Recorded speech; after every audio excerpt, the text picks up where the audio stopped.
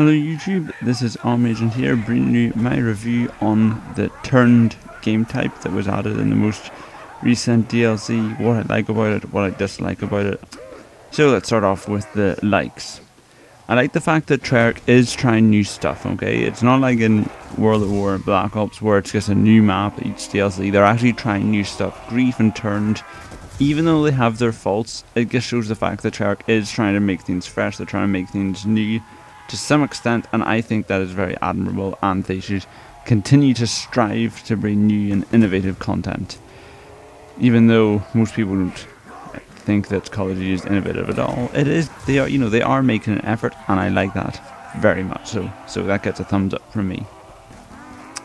Second thing I like about it is it's fast paced. If you're really pressed for time, Zombies is about the worst game really you can play, because it takes what, I don't know, 10-15 minutes to get to a round where things actually start to get exciting, and there's just no worse feeling than dying on an early round, because you have to go through that all over again to get to the exciting bits. This just gets you straight into it. It's like over in 5 minutes, and it's just constant excitement. So that's very good, okay? I think that's definitely something Treyarch got right. It is good and fast paced. And the third thing I like about it is the choice of weapons for the human. Now, it works on the sort of gun game variant where after you get a kill, you switch to a different weapon, and it goes Executioner, that 4-shot burst shotgun, I can't remember what it's called, M27, Keycom, Cap, and then the M1 911. And I think this is a really good choice of weapons, because you sort of get okay, good, better, not that good, quite bad, awful, and it's like a great mix of weapons. So for example, you start off with fairly decent weapons as a human, so usually you can pick up one kill if you're decent enough. Then you get the good guns, so you go on a roll. But then guess when you're getting confident and you're starting to build up the points, you get the cap, and you have to reload it after like 2 seconds of firing. So it's a great way to arrange the weapons. Thumbs up for me. There. Now those are things I like about it. Not that big of a list when you think about how much I like Zombies, but it's okay. So things I dislike about it. The first is when you're a zombie, the game isn't really enjoyable at all.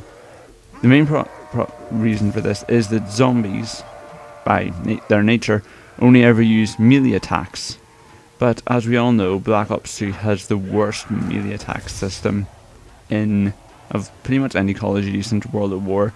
It's really bad to connect, it's really easy to miss, you can lunge or just miss point blank. It's just an awful system for when you're like doing melee based combat.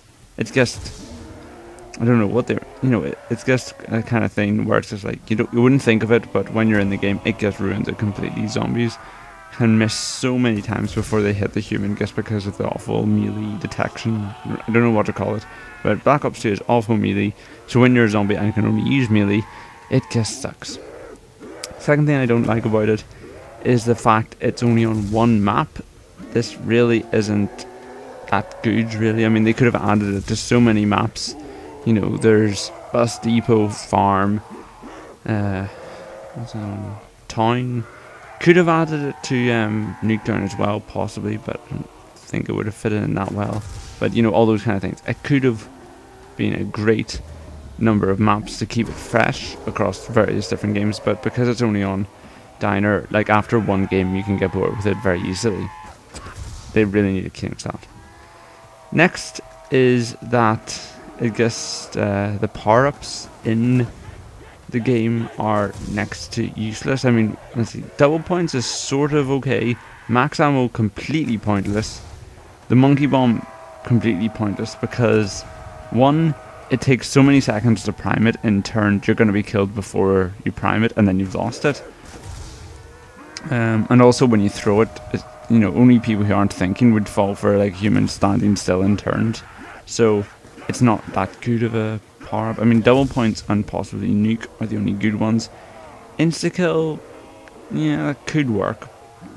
It's a sort of half and half one, but they really need to rethink the power ups to make it good.